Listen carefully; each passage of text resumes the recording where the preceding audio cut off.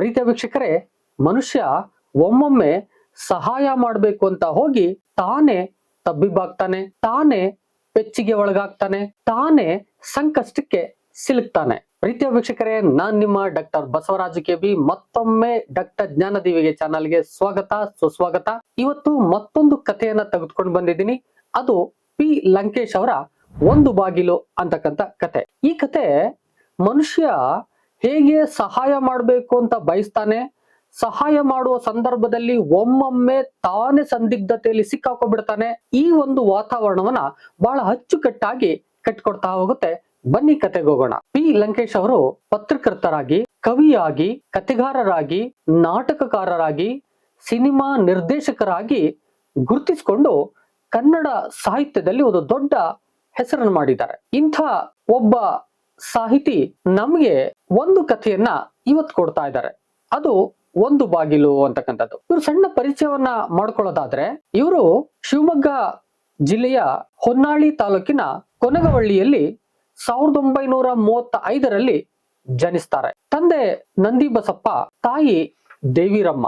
ಇವರು ತನ್ನ ಸಾಹಿತ್ಯ ಕೃಷಿಯ ಜೊತೆಗೆ ಪಿ ಲಂಕೇಶ್ ಅಂತಕ್ಕಂಥ ಒಂದು ಪತ್ರಿಕೆಯನ್ನ ಆರಂಭ ಮಾಡಿ ಕರ್ನಾಟಕದಲ್ಲಿ ಒಂದು ಸಂಚಲನವನ್ನೇ ಉಂಟು ಮಾಡಿದವರು. ಇಂಥ ಪತ್ರಿಕೆಯಿಂದ ಹೆಚ್ಚು ಗುರುತಿಸಿಕೊಂಡಂತ ಲಂಕೇಶ್ ಅವರು ಕೆರೆಯ ನೀರು ಕೆರೆಗೆ ಚೆಲ್ಲಿ, ನಾನಲ್ಲ, ಉಮಾಪತಿಯ ಸ್ಕಾಲರ್ಶಿಪ್ ಯಾತ್ರೆ, ಕಲ್ಲು ಕರಗುವ ಸಮಯ, ಉಲ್ಲಂಘನೆ, ಮಂಜು ಕವಿದ ಸಂಜೆ, ಹಲವಾರು ಈ ರೀತಿಯಾದ ಕೃತಿಗಳನ್ನ ನಮಗೆ ಕೊಟ್ಟಿದ್ದಾರೆ. ಟಿ ಪ್ರಸನ್ನನ ಗೃಹಸ್ಥಾಶ್ರಮ, ಸಂಕ್ರಾಂತಿ, ಗುಣಮುಖ ಈ ನಾಟಕಗಳಂತೂ ಅದ್ಭುತವಾದ ಪ್ರದರ್ಶನವನ್ನ ಕಂಡಿವೆ.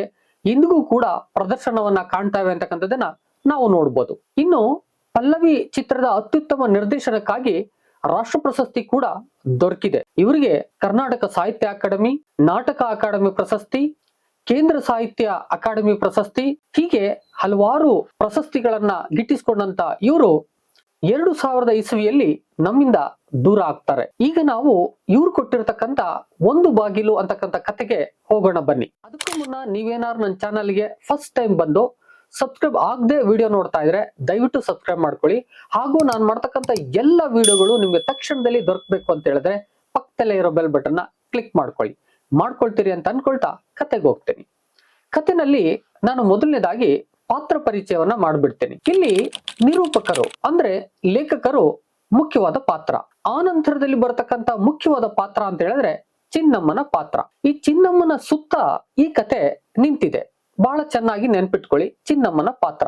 ನಂತರದಲ್ಲಿ ಒಬ್ಬ ಮೇಸ್ತ್ರಿಯಾಗಿ ದಾಸ್ ಅಂತಕ್ಕಂಥವನು ಕಂಡು ಬರ್ತಾನೆ. ಇನ್ನು ಉಳಿದಂತೆ ಪೆರುಮಾಳ್, ಮುನಿರಾಜು ಮತ್ತು ಇತರ ಕೆಲಸಗಾರರು ನಮ್ಗೆ ಇಲ್ಲಿ ಕಂಡು ಬರ್ತಾರೆ. ಜೊತೆಗೆ ಒಂದು ಊರು ಬಹಳ ಮುಖ್ಯ ಆಗುತ್ತೆ, ಅದು ಜಟ್ಟಿಗೆರೆ ಅಂತಕ್ಕಂಥದ್ದು. ಅಂದ್ರೆ ಚಿನ್ನಮ್ಮನ ಊರು ಜಟ್ಟಿಗೆರೆ. ಹೀಗೆ ಈ ಒಂದು ಕಥೆಯಲ್ಲಿ ಬರ್ತಕ್ಕಂತ ಈ ಪಾತ್ರಗಳನ್ನ ನಾವು ನೋಡ್ಕೊಂಡು ಇವುಗಳನ್ನ ನೆನ್ಪಿಟ್ಕೊಂಡ್ರೆ ಖಂಡಿತ ಕತೆ ಅದ್ಭುತವಾಗಿ ನಾವು ಚಿತ್ರಿಸಕ್ ಸಾಧ್ಯ ಆಗ್ತದೆ. ನಾನು ಕಥೆಯನ್ನ ಹೇಳ್ತಾ ಹೋಗ್ತೇನೆ, ನೀವು ಪಿಕ್ಚರೈಸ್ ಮಾಡ್ತಾ ಹೋಗಿ ನಿಮ್ಗೆ ಚೆನ್ನಾಗಿ ನೆನ್ಪಿಟ್ಕೊಂಡು ಕತೆ ಬರೀಲಿಕ್ಕೆ ಸಾಧ್ಯ ಆಗ್ತದೆ. ಕಥೆಯನ್ನ ಲೇಖಕರು ಹೀಗೆ ಆರಂಭ ಮಾಡ್ತಾರೆ: ನಾನು ಈ ರೀತಿಯಾದ ಅನಗತ್ಯವಾದ ತೊಂದರೆಗಳಲ್ಲಿ ಸಿಕ್ಕಿ ಹಾಕೊಳ್ತೀನಿ ಅಂತ ಅನ್ಕೊಂಡಿರ್ಲಿಲ್ಲ ಅಂತ ಆರಂಭ ಮಾಡ್ತಾರೆ. ಅಂದ್ರೆ ಈ ಕಥೆಯಲ್ಲಿ ಅವರು ಒಂದು ಅನಗತ್ಯವಾದಂತ ಘಟನೆಗೆ ಸಿಕ್ಕಿ ಹಾಕ್ತಾರಂತೆ.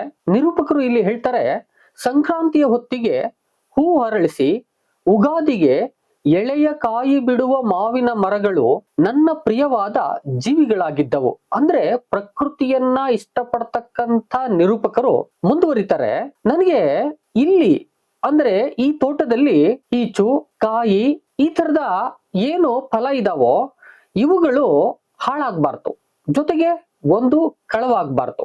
ಆ ರೀತಿಯಲ್ಲಿ ನೋಡ್ಕೊಳ್ಬೇಕು ಅಂತಕ್ಕಂಥದ್ದು ನನಗಿಷ್ಟ. ಹಲವಾರು ಮಾವಿನ ಮರಗಳ ತೋಟ ಇದೆ, ಅಲ್ಲಿ ಒಂದು ಮಾವಿನ ಪೀಚು ಕೂಡ ಅವ್ರ ಈಚು ಕೂಡ ಹಾಳಾಗ್ಬಾರ್ದು, ಜೊತೆಗೆ ಯಾರೊಬ್ರು ಅದನ್ನ ಕದ್ದೊಯ್ಯಬಾರ್ದು. ಈ ಮಾವಿನಕಾಯನ್ನ ಅತ್ಯಂತ ಸುರಕ್ಷಿತವಾಗಿ ನಾನು ನೋಡ್ಕೋಬೇಕು ಅನ್ನುವ ಹಿನ್ನೆಲೆಯಲ್ಲಿ ಇದಕ್ಕೊಂದು ಪರಿಹಾರ ಬೇಕಲ್ಲ, ಈ ತೋಟದಲ್ಲಿ ನಾನು ಇರ್ಬೇಕಲ್ಲ ಅಂತ ಯೋಚನೆ ಮಾಡ್ತಾ ಹೋಗ್ತಾರೆ. ಆ ಯೋಚನೆ ಮಾಡೋತಾ ಹೋಗುವಂತ ಸಂದರ್ಭದಲ್ಲಿ ಅವ್ರದಂತ ಅನ್ಸುತ್ತೆ, ನಾನು ಈ ತೋಟದಲ್ಲಿ ಒಂದು ಮನೆಯನ್ನ ಕಟ್ಬಿಡೋಣ, ಆ ಮನೆಗೆ ನಾನು ಬಂದ್ಬಿಟ್ರೆ ಈ ತೋಟವನ್ನ ನೋಡ್ಕೊಂಡಂಗ ಆಗ್ತದೆ, ಸದಾ ಇಲ್ಲೇ ಇದ್ದಾಗ ಆಗ್ತದೆ, ಈ ತೋಟದಲ್ಲಿ ಏನೂ ಹಾನಿ ಆಗೋದಿಲ್ಲ ಎಂಬ ತೀರ್ಮಾನಕ್ಕೆ ಬರ್ತಾರೆ. ಮನೆ ಕಟ್ಟುವುದಕ್ಕೆ ಆರಂಭ ಮಾಡ್ತಾರೆ. ಮೇಸ್ತ್ರಿ ಬರ್ತಾರೆ, ದಾಸ್. ಇನ್ನು ಉಳಿದಂತೆ ಕೆಲಸಗಾರರು ಬರ್ತಾರೆ. ಚಿನ್ನಮ್ಮನು ಕೂಡ ಒಬ್ಬ ಕೆಲಸದಾತೆ, ಆಕೆನೂ ಬರ್ತಾಳೆ. ಹೀಗೆ ಎಲ್ಲರೂ ಕೂಡ ಕಟ್ಟಡವನ್ನ ಕಟ್ತಾ ಇದ್ದಾರೆ. ಈ ಸಂದರ್ಭವನ್ನ ಚಿತ್ರಿಸ್ಕೊಳ್ಳಿ. ಹೀಗೆ ಕಟ್ಟಡವನ್ನ ಆರಂಭ ಮಾಡ್ತಾರೆ. ಮಾಡುವಂತ ಸಂದರ್ಭದಲ್ಲಿ ಅವ್ರಿಗಂತ ಅನ್ಸುತ್ತಂತೆ, ಈ ಮರಕ್ಕಿಂತ ಹೆಚ್ಚು ನೆಮ್ಮದಿಯನ್ನ ಈ ಮನೆ ಕೊಡಲಾರದು. ಅಂದ್ರೆ ಮರಗಳು ನಮಗೆ ನೆಮ್ಮದಿಯನ್ನು ಕೊಡ್ತವೆ, ಈ ಮನೆ ಕೊಡ್ತದ? ನಾನು ಯಾಕೆ ಇಷ್ಟು ಖರ್ಚು ಮಾಡಿ ಮನೆ ಬೇರೆ ಕಟ್ತಾ ಇದ್ದೀನಿ, ಮರದ ನೆರಳಲ್ಲೇ ಇರ್ಬೋದಲ್ಲ ಅಂತ ಎಷ್ಟೋ ಸಾರಿ ಅನ್ಸುತ್ತಂತೆ. ಅದಕ್ಕೆ ಹೇಳ್ತಾರೆ, ಈ ಕಾಡುಗಳಲ್ಲಿ ಇರ್ತಕ್ಕಂಥ ಅರಳಿ ಮರ ನನ್ನನ್ನ ತಿರಸ್ಕರಿಸುತ್ತಾ, ಬೇಡ ಅಂತ ಅನ್ನುತ್ತಾ, ಅರಳಿ ಮರದ ನೆರಳಲ್ಲಿ ಎಷ್ಟು ಸಂತೋಷ ಆಗತ್ತೆ, ಇರ್ಬೋದಲ್ಲ. ಒಂದು ವೇಳೆ ಈ ಮರ ನೀಡುವ ಈ ಸಂತೋಷ, ಈ ಸುಖ ನನಗೆ ಮನೆಗಳಲ್ಲಿ ಸಿಗ್ಬೋದಾ? ಅಮ್ಮಮ್ಮ ಅಂದ್ರೆ ನಾನಿನ್ನು ಎಷ್ಟು ವರ್ಷ ಬದುಕ್ಬೋದು? 50 ವರ್ಷ ಬದುಕಿದರೆ ಹೆಚ್ಚು, ಅದು ಇನ್ನು ಹೆಚ್ಚು ಬದುಕಲಾರೆ ನಾನು. ಅಂತದ್ರಲ್ಲಿ ಯಾಕೆ ಇಷ್ಟೊಂದು ಸಾಹಸ ಅಂತ ಮನೆ ಕಟ್ಟುವಾಗ ಅನ್ನಿಸಿದ್ದು ಕೂಡ ಲೇಖಕರಿಗೆ ಉಂಟು. ಆದ್ರೂ ಕೂಡ ಮನೆಯನ್ನ ಕಟ್ಟೋದಕ್ಕೆ ಆರಂಭ ಮಾಡ್ಬಿಟ್ಟಿದ್ದಾರೆ. ಮೇಸ್ತ್ರಿ ದಾಸ್ ಈ ಎಲ್ಲ ಜವಾಬ್ದಾರಿಯನ್ನ ವಹಿಸ್ಕೊಂಡು ನೋಡ್ತಾ ಇದ್ದಾನೆ. ಜೊತೆಗೆ ಅಲ್ಲಿ ಕೆಲಸಗಾರ ಆಗಿದ್ದಂತ ಪೆರುಮಾಳು ಆ ಒಂದು ಮನೆಯ ಆ ಒಂದು ಚಾವಣಿಗೆ ಚುರುಕಿಯನ್ನ ಹಾಕ್ತಾ ಇದ್ದಾನಂತೆ. ಅಂದ್ರೆ ಅಂತ್ಯಕ್ಕೆ ಬಂದಿದೆ ಈ ಕಟ್ಟಡದ ಕೆಲಸ, ಚುರುಕಿಯನ್ನ ಹಾಕ್ತಾ ಇದ್ದಾನೆ. ಜೊತೆಗೆ ಹೆಣ್ಣಾಳುಗಳೆಲ್ಲ ಏನ್ ಕೆಲಸ ಬೇಕೋ ಅದನ್ನೆಲ್ಲವನ್ನ ಮಾಡ್ಕೊಡ್ತಾ ಇದ್ದಾರೆ. ಕೆಲಸ ಮುಂದುವರಿತಾ ಇದೆ. ಹೀಗೆ ಕೆಲಸ ಮುಂದುವರಿತಾ ಇರ್ಬೇಕಾದ್ರೆ ಅಲ್ಲಿ ನಮ್ಮ ನಿರೂಪಕರು ಗಮನಿಸ್ತಾರೆ, ಆ ಇದ್ದಂತಹ ಏನು ಹೆಣ್ಣು ಮಕ್ಕಳು ಕೆಲಸಗಾರರು ಇದ್ರೋ ಆ ಕೆಲಸಗಾರರಲ್ಲಿ ಚಿನ್ನಮ್ಮ ಅಂತಕ್ಕಂತ ಒಬ್ಬ ಮುದುಕಿ, ವಯಸ್ಸಾಗಿತ್ತು ಅವಳಿಗೆ ಎಷ್ಟು ವಯಸ್ಸು ಅಂತಕ್ಕಂಥದ್ದನ್ನ ನಾವು ನೋಡೋದಾದ್ರೆ ಸುಮಾರು ಒಂದು 50ರಿಂದ 70 ವರ್ಷ ಅಂತ ನಿರೂಪಕರು ಹೇಳ್ತಾರೆ. ಆ ವಯಸ್ಸಿನ ಒಬ್ಬ ಮುದುಕಿ ಅತ್ಯಂತ ಚುರುಕಾಗಿ ಕೆಲಸವನ್ನು ಮಾಡ್ತಾ ಇದ್ಲು. ಅಲ್ಲಿ ಕೆಲಸಗಾರರು ಇದ್ರಂತೆ ಯಮುನಮ್ಮ, ರಾಜಮ್ಮ, ಮುನಿಯಮ್ಮ, ಹಲವಾರು ಜನ ಹೆಂಗಸರು ಕೆಲಸವನ್ನು ಮಾಡ್ತಿದ್ರು. ಅದರಲ್ಲಿ ಚಿನ್ನಮ್ಮನ ಕೆಲಸ ಬಹಳ ಚುರುಕಾಗಿತ್ತು. ಆ ಚುರುಕು ಕೆಲಸವನ್ನ ನೋಡ್ತಾರೆ, ಎಷ್ಟೊಂದು ಚುರುಕಾಗಿ ಈ ಹೆಂಗಸು ಕೆಲಸವನ್ನು ಮಾಡ್ತಾ ಇದ್ದಾಳೆ ಎಂಬುದಾಗಿ ಗಮನಿಸ್ತಕ್ಕಂಥವ್ರು ನೋಡ್ತಾರೆ. ಆಕೆ ಬೇಗ ಬೇಗ ಕೆಲಸ ಮಾಡ್ತಾ ಇರ್ತಾಳೆ. ಜೊತೆಗೆ ಅವಳ ಕಣ್ಣಲ್ಲಿ ಒಂದು ಹೂ ಕುಳಿತು ಕಣ್ಣು ಕಾಣಿಸ್ತಿರ್ಲಿಲ್ಲ, ಒಂದು ಕಣ್ಣು ಮಾತ್ರ ಕಾಣಿಸ್ತಿರತ್ತೆ, ಒಂದ್ ಕಣ್ಣಲ್ಲಿ ಹೂ ಕುಳಿತುಬಿಟ್ಟಿರುತ್ತೆ. ಸರಿ, ಈ ಹಿನ್ನೆಲೆಯಲ್ಲಿ ಆತ ಪೆರುಮಾಳ್ ಇದ್ದಂತೆ ಅವನು ಎಲ್ಲರನ್ನ ಕರೆಯುವುದರ ಜೊತೆನಲ್ಲಿ ಈ ಚಿನ್ನಮ್ಮನ್ನ ಕರೆದು ಅವಳಿಗೆ ಹೀಗ್ ಮಾಡು ಹಾಗ್ ಮಾಡು ಅಂತ ಅವಾಗವಾಗ ಹೇಳ್ತಾನೆ ಇದ್ದಂತೆ. ಈ ಪೆರುಮಾಳು ಹೀಗೆ ಮಾಡ್ತಿರ್ತಕ್ಕಂಥದ್ದನ್ನ ಗಮನಿಸ್ತಕ್ಕಂತ ಲೇಖಕರು, ನೋಡು ಆಕೆ ಹೆಚ್ಚು ಚುರುಕಾಗಿ ಮಾಡ್ತಾಳೆ, ಆದ್ರೂ ಕೂಡ ಎಲ್ಲ ಒಂದ್ ಕಡೆ ಆಕೆಗೆ ಈತ ಹೇಳ್ತಾನಲ್ಲ ಅಂತಕ್ಕಂಥದನ್ನ ಗಮನಿಸ್ತಾರೆ. ಜೊತೆಗೆ ಅವಳು ಹೇಗಿದ್ಲು, ಈ ಚಿನ್ನಮ್ಮನ ಒಂದು ಚಹರೆ ಹೇಗಿತ್ತು ಅಂತಕ್ಕಂಥದ್ದನ್ನ ನೋಡೋದಾದ್ರೆ ಸುದೀರ್ಘವಾಗಿ ಗಮನಿಸ್ತಕ್ಕಂಥ ನಿರೂಪಕರು ಹೀಗೆ ಗಮನಿಸಿದ್ದಾರೆ, ಅವಳಲ್ಲಿ ಹೆಚ್ಚು ತ್ರಾಣ ಇತ್ತು. ಅಂದ್ರೆ ಕೆಲಸ ಮಾಡುವ ಆಸಕ್ತಿ ಇತ್ತು, ಹುಮ್ಮಸ್ಸಿನಿಂದ ಕೆಲಸ ಮಾಡ್ತಾ ಇದ್ಲು. ಜೊತೆಗೆ ಬಿಳಿಯ ಕೂದಲು, ಸುಕ್ಕು ಮುಖ, ಕುರುಡು ಕಣ್ಣು, ಜೊತೆಗೆ ಇಷ್ಟೆಲ್ಲವನ್ನ ಹೊತ್ಕೊಂಡಂತ ಇವಳು ಅತ್ಯಂತ ಚುರುಕಾಗಿ ಕೆಲಸವನ್ನ ಮಾಡ್ತಕ್ಕಂಥದ್ದು ಗಮನಿಸ್ತಾ ಇದ್ರು. ಜೊತೆಗೆ ಅವಳು ಏನನ್ನೋ ಕೈ ಚಾಚಿ ಬೇಡಿಕೊಂಡಂತೆ ಗೊತ್ತಾಯ್ತು ನಮ್ಮ ನಿರೂಪಕರಿಗೆ.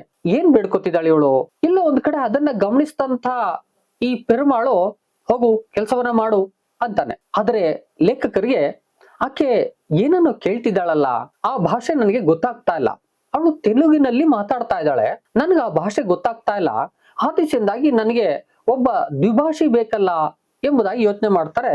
ಅಲ್ಲಿ ದ್ವಿಭಾಷಿಯಾಗಿದ್ದಂಥವನು ನಮ್ಮ ಮುನಿರಾಜು, ಅವನು ಕೂಡ ಕೆಲಸಗಾರ.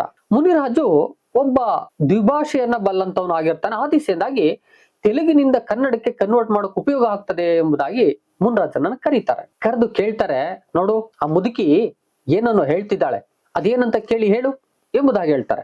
ಆತ ಆಕೆ ಹೇಳೋದ್ನೆಲ್ಲ ಕೇಳ್ಕೊತಾನೆ. ಕೊನೆಗೆ ಲೇಖಕರಿಗೆ ಅಂದ್ರೆ ನಿರೂಪಕರಿಗೆ ಹೇಳ್ತಾನೆ, ಅವಳು ಹೇಳ್ತಿದ್ಲಂತೆ ಆಕೆಗೆ ಗಂಡ ಮಕ್ಕಳು ಯಾರು ಇಲ್ವಂತೆ ಸಾರ್, ಗುಡಿಸಲು ಕಟ್ಟಿಕೊಂಡಿದ್ದಾಳಂತೆ, ಅದಕ್ಕೆ ಬಾಗಿಲಿಲ್ವಂತೆ, ಇಲ್ಲಿ ನಿಮಗೆ ಬೇಡವಾದ ಹಲಗೆಗಳಿವೆ, ಕೊಟ್ಟರೆ ಬಾಗಿಲನ್ನ ಮಾಡ್ಕೋತಾಳಂತೆ ಸರ್, ಇದು ಅವಳು ಹೇಳೋ ಮಾತು ಸರ್ ಎಂಬುದಾಗಿ ನಿರೂಪಕರಿಗೆ ಆ ಮುನಿರಾಜು ಹೇಳ್ತಾನೆ. ಗೊತ್ತಾಯ್ತು ವಿಷಯ ಏನು ಅಂತ ಈಗ ನಿರೂಪಕರಿಗೆ ಗೊತ್ತಾಯ್ತು. ಏನ್ ಮಾಡೋದು, ಈಕೆ ಜಟ್ಟಿಗೆರೆಯಲ್ಲಿ ಮನೆಯನ್ನ ಕಟ್ಕೊಂಡಿದ್ದಾಳೆ, ಆದ್ರೆ ಬಾಗ್ಲಿಲ್ಲ. ಮನೆ ಅಂದ್ರೆ ಎಂತದ್ದು, ಸಣ್ಣ ಗುಡಿಸಲು, ಅದಕ್ಕೆ ಬಾಗ್ಲಿಲ್ಲ ಅಷ್ಟೇ, ಬಾಗ್ಲ ಹಾಕೋಕೆ ಅವಳಿಗೆ ಸಾಮರ್ಥ್ಯ ಆಗ್ಲಿಲ್ಲ. ಆ ದಿಸೆಯಿಂದಾಗಿ ಎಲ್ಲ ಒಂದ್ ಕಡೆ ಏನ್ ಮಾಡೋದೀಗ, ಹಾಗಾದ್ರೆ ಈಕೆಗೆ ಯಾರು ಇಲ್ವಾ ಎಂಬುದಾಗಿ ವಿಚಾರಿಸಿದಂತ ಸಂದರ್ಭದಲ್ಲಿ ಆಕೆಗೆ ಗಂಡ ಬಿಟ್ಟಿದ್ದ.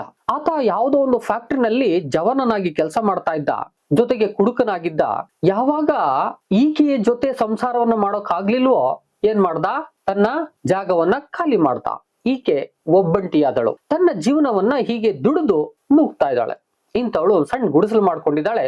ಈಗ ಅದಕ್ಕೆ ಬಾಗ್ಲಿಲ್ಲ. ಕೇಳ್ಕೊತಿದ್ದಾಳೆ, ಈ ಒಂದು ಮಿಕ್ಕಿದ ಯಾವ್ದಾದ್ರು ಹಲಗೆಗಳು ನೀವು ಕೊಟ್ರೆ ಬಾಗ್ಲು ಮಾಡ್ಕೊತೀನಿ ಅಂತ. ಲೇಖಕರಿಗೆ ಅನ್ನಿಸ್ತು, ಹೌದಾ, ಮೊನ್ನೆ ಒಂದು ಗುಡಿಸಲು ಕಟ್ಕೊಂಡಿದ್ದಾಳಂತೆ, ಒಂಟಿ ಹೆಣ್ಣು ಬೇರೆ, ಜೊತೆಗೆ ಮಳೆಗಾಲ ಚಳಿಗಾಲ ಹೇಗೆ ಕಳೀತಾಳೆ? ಈಗ ಆಲ್ರೆಡಿ ಚಳಿಗಾಲ ಮುಗ್ದಿದೆ, ಮಳೆಗಾಲ ಮುಗ್ದಿದೆ, ಹೇಗೆ ಜೀವನವನ್ನ ಆ ಒಂದು ಗುಡಿಸಲಲ್ಲಿ ಕಳೀತಾಳೆ? ಆದಿಸೆಂದಾಗಿ ಒಂದು ಏರ್ಪಾಟ್ ಮಾಡ್ಬೋದಲ್ಲ ಅಂತ ಲೇಖಕರಿಗೆ ಅನ್ಸುತ್ತೆ. ಲೇಖಕರಿಗೆ ಅನ್ಸಿ ಮೇಸ್ತ್ರಿಯನ್ನ ಕರೀತಾರೆ. ಕರೆದು, ದಾಸ್ ಮೇಸ್ತ್ರಿ, ನೋಡಪ್ಪ, ಅಲ್ಲಿ ಸೆಂಟ್ರಿಂಗ್ ಮಾಡಿದಾಗ ಒಂದಷ್ಟು ಹಲಗೆಗಳನ್ನ ನಾವು ತೆಗೆದಾಕಿದೀವಿ. ಆ ಹಲಗೆಗಳಲ್ಲಿ ಯಾವ ಒಂದು ಬಾಗ್ಲು ಮಾಡಕ್ ಸಾಧ್ಯ ಆಗ್ತದೋ, ಕದಾ ಮಾಡಕ್ ಸಾಧ್ಯ ಆಗ್ತದೋ ಅವನ್ನೆಲ್ಲ ರೆಡಿ ಮಾಡಿ ಈಕೆಗೆ ಕದಾ ಮಾಡಿ ಒದಗಿಸಪ್ಪ ಎಂಬುದಾಗಿ ಹೇಳ್ತಾರೆ. ಎಲ್ಲೋ ಒಂದ್ ಕಡೆ ಈ ಬಾಗ್ಲು ಮಾಡೋದೇನೋ ಓಕೆ, ವಾಸ್ಕಾಲ್ ಬೇಕಲ್ಲ ಇದಕ್ಕೆ ಎಂಬುದಾಗಿ ದಾಸ್ ಕನಿಸ್ತದೆ. ಸಾರ್, ವಾಸ್ಕಾಲ್ ಬೇಕಲ್ವಾ ಸಾರ್, ಬಾಗ್ಲು ಕೊಟ್ಬಿಟ್ರೆ ಹೇಗೆ ಅಂತ. ಸರಿ, ಹೌದಲ್ವಾ, ಒಂದ್ ಕೆಲ್ಸ ಮಾಡೋಣ, ಈ ವಾಸ್ಕಾಲ್ ಬೇಕಾದಂತ ಮರಗಳನ್ನು ಕೂಡ ನೀನು ಒಂದಷ್ಟು ಏರ್ಪಾಟ್ ಮಾಡ್ಬಿಡು. ಹೆಂಗೋ ನಾವು ಮರಗಳನ್ನು ತಂದಿದೀವಲ್ಲ, ಆ ಮರಗಳಲ್ಲೇ ವಾಸ್ಕಾಲ್ಗೂ ಕೂಡ ಹಾಕ್ಬಿಡಪ್ಪ ಅಂತಾರೆ. ಅದಕ್ಕೆ ದಾಸ್ ಹೇಳ್ತಾನೆ, ಸಾರ್, ಅವೆಲ್ಲ ಸಾಗುವಾನಿ ಮರದವು, ಅವನ್ನ ಅಂತಾನೆ. ನೋಡಯ್ಯ, ಒಂದಷ್ಟು ಕಟ್ ಮಾಡಿ ಅದು ಇದು ಹಾಕಿರ್ತೀವಿ, ಅಂತವನ್ನೆಲ್ಲ ಯಾವ ಹಾಕ್ತಾವೋ ನೋಡ್ಕೊಂಡು ಒಂದು ವಾಸ್ಕಾಲು ಮತ್ತೆ ಬಾಗ್ಲಿಗೆ ಅಲ್ಲಿಗೆ ಇದನ್ನ ಏರ್ಪಾಟ್ ಮಾಡಯ್ಯ ಎಂಬುದಾಗಿ ಹೇಳ್ತಾರೆ. ಹಿಂಗ್ ಹೇಳಿದ್ದೆ ತಡ ಎಲ್ಲೋ ಒಂದ್ ಕಡೆ ನಮ್ಮ ದಾಸ್ ಅನ್ಸುತ್ತೆ, ಏನ್ ಇವ್ರಿಗೆ ಏನ್ ಬಂದಿದೆ, ನೋಡಿದ್ರೆ ಸಾಗುವಾನಿ ಮರನೇ ತಗೊಂಡೋಗಿ ಕೊಟ್ಬಿಡು ಅಂತಾರೆ, ಅಲ್ಲಿಗೆನೆಲ್ಲ ಜೋಡಿಸಿ ಬಾಗ್ಲು ಮಾಡ್ಕೊಟ್ಬಿಡು ಅಂತಾರೆ, ಏನಾಗಿದೆ ಇವ್ರಿಗೆ ಎಂಬುದಾಗ ಅನ್ಸಿದ್ರು ಕೂಡ ಎಲ್ಲೋ ಒಂದ್ ಕಡೆ ತಿರುಗಿ ಹೇಳಕ್ ಆಗೋದಿಲ್ಲ ಅಂತೇಳಿ ಆಗ್ಲಿ ಸಾರ್ ಅನ್ಕೊಂಡು ಸುಮ್ನಾದ್ನಂತೆ. ಜೊತೆಗೆ ಮುನಿರಾಜು ಈ ಪರಿಸ್ಥಿತಿಯನ್ನ, ಇಲ್ಲಿ ನಡೀತಿರ್ತಕ್ಕಂಥ ಘಟನೆಯನ್ನ ಅಲ್ಲಿದ್ದವ್ರಿಗೆಲ್ಲ ಹೇಳಿ ಒಂಥರ ಕಿಸಿ ಕಿಸಿ ನಗ್ತಾ ಇದ್ನಂತೆ. ಏನು ಇವ್ರಿಗೆ ಏನ್ ಬಂದಿದೆ, ಆಕೆಗೆ ತೆಗೆದುಕೊಂಡೋಗಿ ವಾಸ್ಕಾಲು ಅದು ಸಾಗುವಾನಿ ಮರದ್ದು, ಇನ್ನು ಹಲಗೆ ಬಾಗಿಲು ಎಲ್ಲವನ್ನ ಮಾಡ್ಕೊಡಕ್ ಹೇಳ್ತಿದ್ದಾರಲ್ಲ, ಜೊತೆಗೆ ನೀನ್ ಮಾಡ್ಕೊಡಯ್ಯ, ನಾನು ಉಳ್ದದ್ ನೋಡ್ಕೊಳ್ತೀನಿ ಅಂತ ಬೇರೆ ರೇಗಾಡ್ತಾರಲ್ಲ ಈ ದಾಸ್ ಮೇಲೆ ಎಂಬುದಾಗಿ ಅವ್ರಿಗೆಲ್ಲ ತಿಳಿಸಿ, ಅಲ್ಲಿದ್ದಂತ ಆ ಕೂಲಿಕಾರರಿಗೆ ತಿಳಿಸಿ ನಗ್ತಾ ಇದ್ದಾನಂತೆ. ಕೊನೆಗೆ ಎಲ್ಲೋ ಒಂದ್ ಕಡೆ ಈ ವಿಚಾರವನ್ನ ತಿಳಿದುಕೊಂಡಂತ ಅಲ್ಲಿದ್ದಂತ ಕೆಲಸಗಾರರು, ಹೌದಲ್ವಾ, ಆಕೆಗೆ ಇವರು ಸಹಾಯವನ್ನು ಮಾಡ್ತಾರೆ ಅಂದ್ರೆ ನಮಗೂ ಮಾಡ್ತಾರಲ್ವಾ ಅಂತ ಹೇಳಿ ಒಬ್ಬೊಬ್ಬರು ಮುಂದೆ ಬಂದು ಸಹಾಯವನ್ನ ಬೇಡ್ತಿದ್ದಾರಂತೆ. ಅಲ್ಲಿದ್ದ ಜನರಲ್ಲಿ ಒಂದ್ 4-5 ಜನ ಬಂದ್ರಂತೆ, ಬಂದು ಬೇಡಿಕೆಯನ್ನ ಮಂಡಿಸ್ತಾ ಇದ್ದಾರಂತೆ. ಅದೇನಂದ್ರೆ, ಒಬ್ಬ ಹೇಳದ್ನಂತೆ, ಸಾರ್, ದನದ ಕೊಟ್ಟಿಗೆ ಮುರಿದು ಬಿದ್ದಿದೆ, ಸ್ವಲ್ಪ ಅದಕ್ಕೆ ರಿಪೇರಿ ಮಾಡ್ಕೋಬೇಕಾಗಿದೆ, ಸ್ವಲ್ಪ ಏನಾದ್ರೂ ವ್ಯವಸ್ಥೆ ಮಾಡಿ ಸಾರ್. ಇನ್ನೊಬ್ಬ ಹೇಳದ್ನಂತೆ, ಸಾರ್, ಸಿಮೆಂಟ್ ಅನ್ನ ಕೊಂಡುಕೊಳ್ಳುವಾಗ್ಲೇ ಗೋಡೆ ಮುಗಿಸ್ಲಾಗ್ಲಿಲ್ಲ, ಆ ಗೋಡೆಗೆ ಸ್ವಲ್ಪ ಸಿಮೆಂಟ್ ಬೇಕಾಗಿತ್ತು ಸಾರ್. ಮತ್ತೊಬ್ಬಳು ಬಂದ್ಲಂತೆ, ಸಾರ್, ಹಸು ಗಬ್ಬ ಆಗಿದೆ ಸಾರ್, ಮನೆಯಲ್ಲಿ ಹೇಳಲಾರದಷ್ಟು ತಾಪತ್ರಯ ಇದೆ ಸಾರ್, ಸ್ವಲ್ಪ ಸಹಾಯ ಮಾಡಿ ಸಾರ್. ಹೀಗೆ ಒಬ್ಬೊಬ್ಬರು ಬೇಡಿಕೆಯನ್ನ ಇಡ್ತಿದ್ದಾರಂತೆ. ಯಾವಾಗ ಚಿನ್ನಮ್ಮನಿಗೆ ಸಹಾಯ ಮಾಡ್ತಾರೆ ಅಂತ ಗೊತ್ತಾಗ್ಬಿಡ್ತೋ, ಒಬ್ಬೊಬ್ರು ಬಂದು ಬೇಡಿಕೆಯನ್ನ ಇಡ್ತಾ ಇದ್ದಾರೆ ಅಂತಕ್ಕಂಥದ್ದು. ಲೇಖಕರಿಗೆ ಅನ್ನಿಸ್ತಂತೆ, ಇದು ಬೇಕಾ ನನಗೇನು ಬುದ್ಧಿಗಿದ್ದಿ ಇಲ್ವಾ, ನಾನು ಯಾಕೆ ಹೀಗೆಲ್ಲ ಹೋಗಿ ಸಹಾಯ ಮಾಡಕ್ ಹೋಗ್ತಾ ಇದ್ದೀನಿ, ಜೊತೆಗೆ ಅದನ್ನ ನೋಡ್ಕೊಂಡು ಇವರೆಲ್ಲ ಹೀಗ್ ಬರ್ತಾ ಇದಾರಲ್ಲ, ನಾನು ಮಾಡ್ತಾ ಇರೋದಾದ್ರೂ ಯಾಕೆ ಆಕೆಗೆ ಎಂಬುದಾಗಿ ಎಲ್ಲೋ ಒಂದ್ ಕಡೆ ಅನ್ನಿಸ್ತಂತೆ. ಜೊತೆಗೆ ಕೊನೆಗೆ ಅನ್ಕೋತಾರೆ, ಬಿಡು, ಈಕೆಗೆ ಸಹಾಯ ಮಾಡೋದ್ರಲ್ಲಿ ಅರ್ಥ ಇದೆ, ಯಾಕೆಂದ್ರೆ ಗಂಡ ಇಲ್ಲ, ಮಕ್ಕಳಿಲ್ಲ, ಗುಡಿಸ್ಲು ಬಾಗ್ಲಿಲ್ಲ, ಇವ್ರಿಗೆಲ್ಲ ಇದೆ, ಯಾಕೆ ಅಂತ ಅನ್ಸಿ ಆಕೆಗೆ ಸಹಾಯ ಮಾಡೋದ್ರಲ್ಲಿ ಅರ್ಥ ಇದೆ ಅಂತ ಅನ್ಸಿ ಮುಂದುವರಿತಾರೆ ಅಂತಕ್ಕಂಥದ್ದು. ಕೊನೆಗೆ ಈ ಒಂದು ದಾಸ್ಗೆ ಹೇಳಿರ್ತಾರೆ ಎಲ್ಲವನ್ನ ರೆಡಿ ಮಾಡು ಅಂತ ಹೇಳಿ. ಅನ್ನಿಸ್ತಂತೆ, ಇವ್ರು ಹೇಳೋದೆಲ್ಲ ನನಗೆ ಸರಿ ಇಲ್ಲ, ನಾನ್ ಮಾಡೋದೇ ಸರಿ, ನಾನು ಔದಾರ್ಯದಿಂದಿದ್ದೀನಿ, ಕಷ್ಟದಲ್ಲಿರೋರ್ಗೆ ಸಹಾಯವನ್ನ ಮಾಡ್ತಾ ಇದ್ದೀನಿ ಎಂಬುದಾಗಿ ಅನ್ಸಿ ದಾಸ್ಗೆ ಗದರ್ದ್ರಂತೆ. ನೋಡಯ್ಯ, ನಾನು ಹೇಳುವಷ್ಟು ಮಾಡು, ಮತ್ತೆ ಏನು ನೀನ್ ಮಾತಾಡ್ಬೇಡ, ಚಿನ್ನಮ್ಮನಿಗೆ ಸಹಾಯ ಮಾಡ್ಬೋದು, ಅದಕ್ಕಾಗಿ ಮಾಡ್ತಾ ಇದ್ದೀನಿ, ನೀನು ಇದ್ರ ವ್ಯವಸ್ಥೆಯನ್ನ ಮಾಡ್ಬಿಡು ಅಂದ್ರಂತೆ. ಆದ್ರೂ ಕೂಡ ಈ ಜನರೆಲ್ಲ, ಕೆಲಸಗಾರರೆಲ್ಲ ಹೀಗೆಲ್ಲ ನನ್ನನ್ನ ಯಾವ್ದೋ ರೀತಿನಲ್ಲಿ ನೋಡ್ತಾ ಇದ್ದಾರಲ್ಲ, ಯಾಕೆ ಎಂಬುದಾಗ ಅನ್ಸಿ ಇದನ್ನ ನಾನು ಇಲ್ಲಿಗೆ ಮುಗಿಸ್ಬಿಡೋದು ಒಳ್ಳೇದಲ್ವಾ, ಮುಗಿಸೋದಾದ್ರೆ ಹೇಗ್ ಮುಗಿಸೋದು ಒಂದನೇದಾಗಿ ಚಿನ್ನಮ್ಮನಿಗೆ ನಾಳೆಯಿಂದ ಕೆಲ್ಸಕ್ಕೆ ಬರಬೇಡ ಅಂತ ಹೇಳ್ಬಿಟ್ರೆ ಮುಗ್ದೋಯ್ತು. ನೆಕ್ಸ್ಟ್ ಎರಡನೇದಾಗಿ ಆಕೆಯ ಬಾಗಿಲಿಗೆ ಬೇಕಾಗಿರುವ ಹಣದಲ್ಲಿ ಸ್ವಲ್ಪ ಭಾಗವನ್ನ ಕೊಟ್ಟು ಅಮ್ಮ ಬಾಗ್ಲು ಮಾಡಿಸ್ಕೊಳಮ್ಮ ಅಂತ ಹೇಳ್ಬಿಟ್ರೆ ಮುಗ್ದೋಯ್ತು. ಇನ್ನು ಮೂರನೇದಾಗಿ ಇಡೀ ಪ್ರಸಂಗವನ್ನ ಮರ್ತು ಬಿಟ್ರೆ ಮುಗ್ದೋಯ್ತು.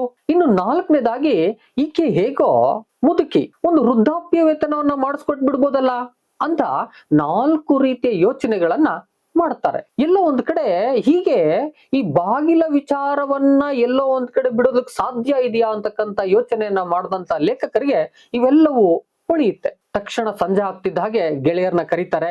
ಕರೆದು ಈ ವೃದ್ಧಾಪ್ಯ ವೇತನವನ್ನ ಮಾಡಿಸಿಕೊಡೋ ಪ್ರೊಸೀಜರ್ಸ್ ಏನು ಅಂತ ಕೇಳ್ತಾರೆ.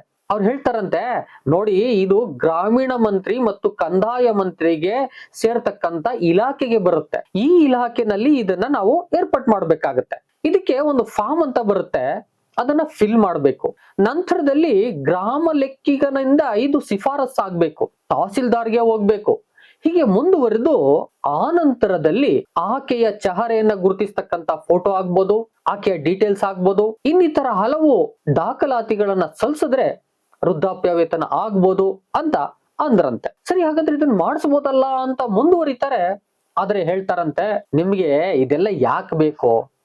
ಆಕೆ ಒಳ್ಳೆವಳಲ್ಲ. ಆಕೆ ಒಳ್ಳೆವಳಾಗಿದ್ರೆ ಗಂಡ ಬಿಟ್ಟು ಹೋಗ್ತಿರ್ಲಿಲ್ಲ. ನೀವ್ ಯಾಕೆ ಇಷ್ಟೊಂದು ಉಸಾಬರಿ ತಗೊಳ್ತೀರಿ ಎಂಬುದಾಗಿ ಸುದ್ದಿ ಬಂತು. ಸರಿ, ಯಾವಾಗ ಈ ಸುದ್ದಿ ಬಂತು ಏನ್ ಮಾಡೋದು? ಒಂದ್ ಕೆಲ್ಸ ಮಾಡೋಣ, ಈ ಚಿನ್ನಮ್ಮನಿಗೆ ಒಂದ್ 50 ರೂಪಾಯಿ ಕೊಟ್ಟು ಕಳ್ಸಿಬಿಡೋಣ, ಕೈ ತೊಳ್ಕೊಬಿಡೋಣ ಅಂತ ಅನ್ನಿಸ್ತು. ಯಾವಾಗ ಹೀಗೆ ಅನ್ನಿಸ್ತೋ ಒಂದ್ ಕೆಲ್ಸ ಮಾಡೋಣ, ಆಕೆಗೆ ಆಯ್ಕೆ ಕೊಟ್ಬಿಡೋಣ. ಏನ್ ಆಯ್ಕೆ? ನೋಡು, ನಿನಗೆ 2 ವಿಚಾರವನ್ನ ನಾವು ಹೇಳ್ತೀವಿ, ಇದರಲ್ಲಿ ಯಾವ್ದು ಸರಿ ಅಂತ ಅನ್ಸುತ್ತೆ ಅದನ್ನ ನೀನು ಆಯ್ಕೆ ಮಾಡ್ಕೋ ಎಂಬುದಾಗಿ ಹೇಳಿದ್ರಂತೆ. ನಮ್ಮ ಮುನ್ರಾಜನ ಕರೀತಾರೆ, ದ್ವಿಭಾಸಿ. ಹೇಳ್ತಾರೆ, ನೋಡಪ್ಪ ಈ ತರ ಆಯ್ಕೆ ಇದೆ, ಆಕೆಗೆ ಹೇಳು, ಯಾವ್ದಾರು ಒಂದು ಆಯ್ಕೆ ಮಾಡ್ಕೊಳ್ಳಿ ಎಂಬುದಾಗಿ ಹೇಳ್ತಾರೆ. ಸರಿ, ಹೇಳಿದ್ರಂತೆ, ನೋಡಮ್ಮ, ನಿನಗೆ ಒಂದು ಬಾಗಿಲು ಮಾಡಿಸಿ ಕೊಡುವುದು ಅಥವಾ 50 ರೂಪಾಯಿಗಳನ್ನ ನಿನಗೆ ನೀಡುವುದು, ಯಾವುದು ನಿನಗೆ ಉತ್ತಮ ಹೇಳಮ್ಮ ಅಂತ ಕೇಳದ್ನಂತೆ ಈ ದ್ವಿಭಾಸಿಯಾದಂತ ಮುನ್ರಾಜು. ಆಕೆ 2ರಲ್ಲಿ ಯಾವ್ದಾದ್ರೂ ಓಕೆ ಅಂತಕ್ಕಂತ ಒಂದು ನಗೆ ದೈನ್ಯತೆ ಬೀರದ್ಲಂತೆ. ಜೊತೆಗೆ ಒಂದ್ ಮಾತು ಹೇಳದ್ಲಂತೆ, ಪರವಾಗಿಲ್ಲ ಯಾವ್ದೋ ಒಂದು ಆಗ್ಲಿ, ಆದ್ರೆ ಈ ಸಹಾಯದಿಂದ ದೇವ್ರು ಅವ್ರ ಮಕ್ಕಳಿಗೆ ಒಳ್ಳೇದು ಮಾಡ್ಲಿ ಅಂತ ಹೇಳಿದ್ಲು ಸರ್ ಎಂಬುದಾಗಿ ಈ ಒಂದು ಮುನ್ರಾಜು ಹೇಳ್ತಾನೆ. ಯಾವಾಗ ಮುನ್ರಾಜು ದೇವರು ಇವರ ಮಕ್ಕಳಿಗೆ ಒಳ್ಳೇದು ಮಾಡ್ಲಿ ಅಂತ ಹೇಳಿದ್ಲು ಅಂತ ಹೇಳಿದ್ನೋ, ಲೇಖಕರು ಸ್ವಲ್ಪ ರೇಗೋಯ್ತು. ದೇವ್ರು ಇದ್ದಿದ್ರೆ ಯಾಕೆ ಈಕೆ ಮುದುಕಿ ಒಬ್ಬಂಟಿ ಆಗ್ತಿದ್ಲು? ಯಾಕೆ ಇಷ್ಟು ಕಷ್ಟ ಪಡ್ತಿದ್ಲು? ಒಂದ್ ಬಾಗ್ಲಿಲ್ಲೇ ಕಾಲ ಕಳೀತಾ ಇದ್ಲು. ದೇವ್ರಂತೆ, ದೇವ್ರು ಕೊಡೋದಿಲ್ಲ, ಹಣ ಗಿಣ ಏನು ಇಲ್ಲ, ಮುನ್ರಾಜು ಆಕೆಗೆ ಹೇಳ್ಬಿಡು, ಬಾಗ್ಲನ್ನೇ ಮಾಡಿಸ್ಕೊಡೋದು, ಇನ್ನು ಹಣ ಗಿಣ ಏನು ಕೊಡೋದಿಲ್ಲ ಅಂತ ಹೇಳ್ಬಿಡು ಅಂತ. ಎಲ್ಲೋ ಒಂದ್ ಕಡೆ ಈ ಸುದ್ದಿಯನ್ನ ಮತ್ತೆ ಮುನಿರಾಜು ಚಿನ್ನಮ್ಮನಿಗೆ ತಿಳಿಸಿದಾಗ ಚಿನ್ನಮ್ಮ ದಿಗ್ಭ್ರಮೆ ಏನು ಆಗ್ಲಿಲ್ಲ. ಅವಳು ಶಾಂತ ರೀತಿಯಲ್ಲೇ ಆ ಸುಕ್ಕುಗಟ್ಟಿದ ಮುಖ, ಒಂಟಿ ಕಣ್ಣು, ಆ ಒಂದು ಕುಳ್ಳ ಒಂದು ದೇಹ ಇದನ್ನ ಹೊತ್ಕೊಂಡು ಹಾಗೆ ನೋಡ್ತಿದ್ಲಂತೆ. ಸರಿ, ಏನ್ ಮಾಡೋದು? ಈಗ ಒಂದ್ ನಿರ್ಧಾರಕ್ಕೆ ಬಂದ್ಬಿಟ್ರು, ಬಾಗ್ಲನ್ನೇ ಮಾಡಿಸ್ಕೊಡೋದು ಅಂತೇಳಿ. ಸರಿ, ಈಗ ದಾಸ್ ಮತ್ತೆ ಬಡಗಿಗಳು ಸೇರ್ಕೊಂಡು ಈ ಲೇಖಕರ ಅಥವಾ ನಿರೂಪಕರ ಆಜ್ಞೆಯ ಮೇರೆಗೆ ಬಾಗ್ಲನ್ನ ತಯಾರು ಮಾಡ್ತಿದ್ದಾರೆ. ಸಾಗುವಾನಿ ಮರ, ಅಲ್ಲೆಲ್ಲೋ ಉಳಿದಂತ ಒಂದು ಹಲಿಗೆಗಳು, ಇದನ್ನ ಸೇರಿಸಿ ಮಾಡ್ತಿದ್ದಾರೆ. ಈ ಮಾಡೋದಕ್ಕೂ ಮುನ್ನ ಅಳತೆ ಬೇಕಲ್ಲ, ಅದಕ್ಕೆ ಒಂದು ನಿರ್ಧಾರವನ್ನ ಆಗ್ಲೇ ಮಾಡಿದ್ರಂತೆ. ಮುನಿರಾಜುವನ್ನ ಕಳಿಸಿ ಅಳತೆ ತಂದ್ಬಿಡೋದು. ಮುನಿರಾಜು ಸಾರ್ ಅಂತಾನೆ, ಹೋಗ್ ತಗೋ ಬಂದ್ಬಿಡೋ, ಹೇಳ್ದಷ್ಟ್ ಮಾಡು ಅಂತಾನೆ. ಸರಿ, ಇನ್ನು ವಿರುದ್ಧ ಮಾತಾಡಕ್ ಆಗಲ್ಲ ಅಂತ ಮುನ್ರಾಜು ಆಲ್ರೆಡಿ ಹೋಗಿ ಅಳತೆ ತಂದಿರ್ತಾನೆ. ಅದು 4 ಅಡಿ ಬೇಕಾದಂತ ಬಾಗ್ಲಂತೆ. ಈಗ 4 ಅಡಿಯ ಬಾಗ್ಲನ್ನ ತಯಾರು ಮಾಡ್ಬೇಕು. ಜೊತೆಗೆ ಅವ್ನ್ ಬಂದ್ ಹೇಳಿರ್ತಾನೆ, ಸಾರ್ ಅಲ್ಲಿ ನಿಲ್ಸೋಕ್ ಏನು ಇಲ್ಲ, ಆ ದಿಸೆಯಿಂದಾಗಿ ಎಲ್ಲೋ ಒಂದ್ ಕಡೆ ಅದನ್ನ ಹಾಗೆ ನಿಲ್ಲಿಸ್ಬೇಕಾಗತ್ತೆ ಎಂಬುದಾಗಿ ಹೇಳದ್ನಂತೆ. ನಿಲ್ಸೋ ಏರ್ಪಾಟ್ ಮಾಡ್ರಿ, ಮತ್ತೇನು ಮಾಡಕ್ ಆಗೋದಿಲ್ಲ ಅಂತ ಹೇಳಿ ಎಲ್ಲೋ ಒಂದ್ ಕಡೆ ಬಾಗಿಲ ತೆಗೆದುಕೊಂಡು ನಿಲ್ಸ್ ಬಂದ್ರೆ ಸಾಕು ಅನ್ನೋ ರೀತಿನಲ್ಲಿ ಬಾಗಿಲಿಗೆ ರೆಡಿ ಆಗ್ತಾ ಇದೆ. ದಾಸು ಒಂದಷ್ಟು ಸೂಚನೆಯನ್ನು ಕೊಟ್ಟನಂತೆ. ಸಾರ್, ಸಾಗುವಾನಿ ಮರ ಸಾರ್, ಹೀಗೆಲ್ಲ ಕಟ್ ಮಾಡಿದ್ರೆ ಪೋಲಾಗ್ತವೆ, ಜೊತೆಗೆ ಎಲ್ಲೋ ಒಂದ್ ಕಡೆ ಇದು ಕಷ್ಟದ ಕೆಲ್ಸ, ಜೊತೆಗೆ ಹಣದ ಖರ್ಚು, ಇದನ್ನೆಲ್ಲ ನೋಡ್ಬೇಕಲ್ಲ ಎಂಬುದಾಗಿ ಹೇಳದ್ನಂತೆ. ಆದ್ರೂ ಕೂಡ ಲೇಖಕರ ಆಜ್ಞೆ ಮೇರೆಗೆ ಒಂದು ಬಾಗಿಲು ರೆಡಿ ಆಯ್ತು ಅಂತಕ್ಕಂಥದ್ದು. ಸರಿ, ಬಾಗ್ಲು ರೆಡಿ ಆಯ್ತು, ಈಗ ತೆಗೆದುಕೊಂಡು ಹೋಗಿ ನಿಲ್ಲಿಸಿ ಬರ್ಬೇಕು. ಇವತ್ತಿನ ಸಂಜೆಯಲ್ಲೇ ಈ ವಾಹನದ ಏರ್ಪಟ್ಟನ್ನು ಕೂಡ ಮಾಡ್ಬೇಕು ಲೇಖಕರು. ಎಲ್ಲ ವ್ಯವಸ್ಥೆಯನ್ನ ಮಾಡಿದ್ರಂತೆ. ಇದನ್ನೆಲ್ಲವನ್ನ ನೋಡ್ತಾ ಇದ್ರೆ ಈ ಮೇಸ್ತ್ರಿ ದಾಸ್ಗೆ, ಮುನ್ರಾಜ್ಗೆ ಇವ್ರು ಏನಾಗಿದೆ, ತಲೆಗಿಲೆ ಕೆಟ್ಟಿದೀಯಾ, ಇಷ್ಟೊಂದು ಜವಾಬ್ದಾರಿ ತೆಗೆದುಕೊಂಡು ಇಷ್ಟೊಂದು ಮಾಡ್ಬೇಕಾ, ಯಾಕೆ ಇಷ್ಟೊಂದು ತಲೆ ಕೆಡಿಸ್ಕೊಳ್ತಾ ಇದ್ದಾರೆ ಅಂತ ಅನ್ನಿಸ್ತಾ ಇದೆ.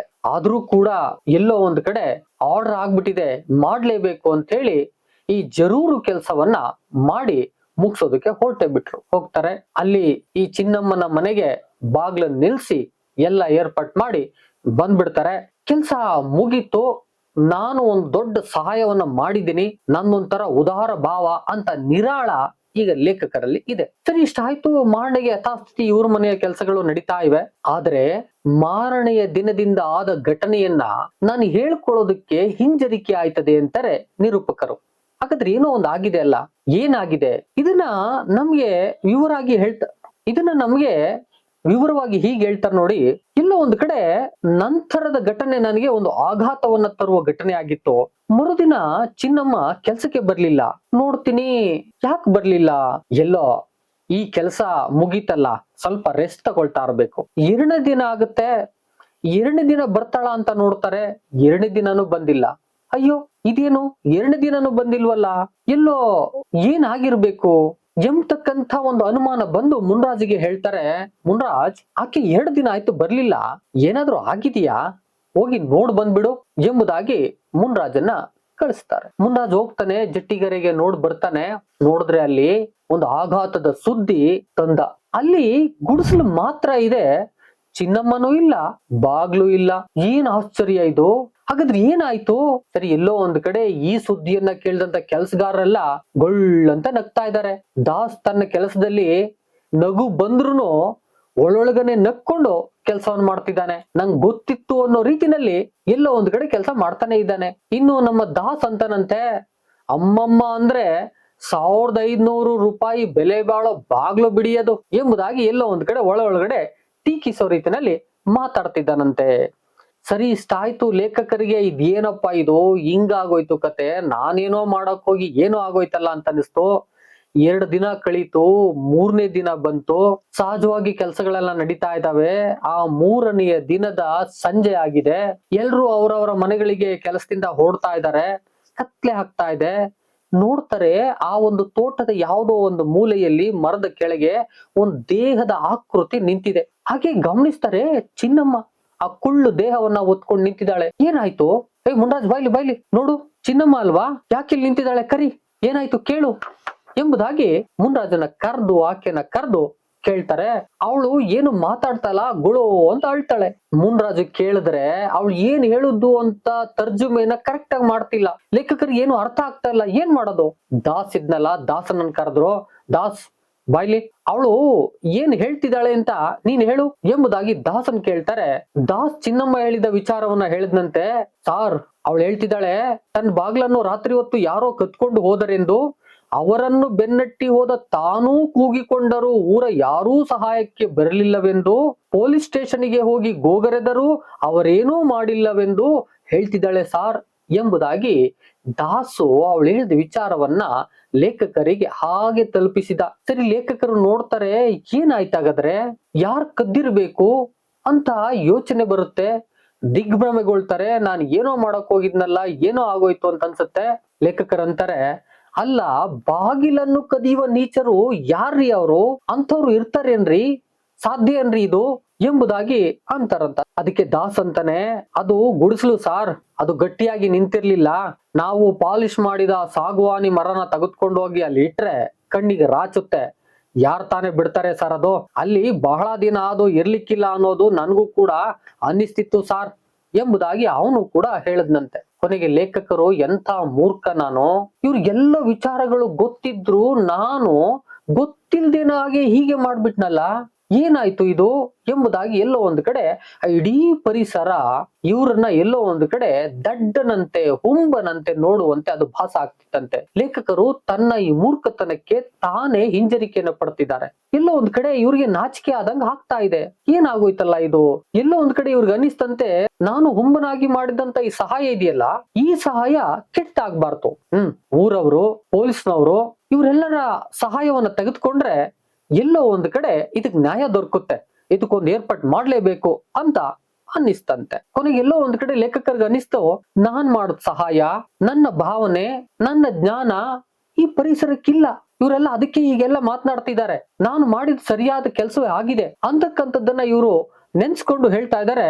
ದಾಸ್ ಇಲ್ಲಿ ನೋಡು, ನನ್ ಮಾತ್ ಕೇಳು ಅಂದ್ರಂತೆ. ದಾಸು ನಿರುತ್ಸಾಹದಿಂದ, ಇವ್ರು ಮತ್ತೆ ಏನೋ ಹೇಳ್ತಾರಲ್ಲಪ್ಪ ಅನ್ನೋ ನಿರುತ್ಸಾಹದಿಂದ, ಹೇಳಿ ಸಾರ್ ಅನ್ನಂತ. ಲೇಖಕರು ಹೇಳ್ತಾರೆ, ನೋಡು, ನಾಳೆ ಇವರೆಲ್ಲರನ್ನು ಕರ್ಕೊಂಡು, ಕೆಲ್ಸಗಾರ ಏನಿದ್ದಾರೆ ಎಲ್ಲರೂ ಕರ್ಕೊಂಡು ಜಟ್ಟಿಗೆರೆಗೆ ಹೋಗ್ಬಿಡು, ಇಲ್ಲಿ ಕೆಲ್ಸ ನಿಲ್ಸ್ಬಿಡು, ಅಲ್ಲಿ ಚಿನ್ನಮ್ಮನ ಮನೆ ಇದೆಯಲ್ಲ ಕಟ್ಟಡ ಆಗ್ಬೇಕು, ಅದನ್ನ ನೀಟಾಗೆಲ್ಲ ಮುಗಿಸ್ ಬಂದ್ಬಿಡ್ಬೇಕು ಅಂದ್ರಂತೆ. ಈ ದಾಸ್ಗೆ, ಮುನ್ರಾಜ್ಗೆ ದಿಗ್ಭ್ರಮೆ ಆಯ್ತು. ಏನಾಗಿದೆ ಇವ್ರಿಗೆ? ಒಂದ್ ಬಾಗ್ಲು ಮಾಡ್ಸಿ ಅದನ್ನ ಉಳಿಸ್ಕೊಳಕ್ ಆಗ್ಲಿಲ್ಲ, ಇನ್ನು ಮನೆ ಕಟ್ಟುಕೆ ಹೋಗ್ತಾರಂತ ಇವ್ರು ಅನ್ನಿಸ್ತು.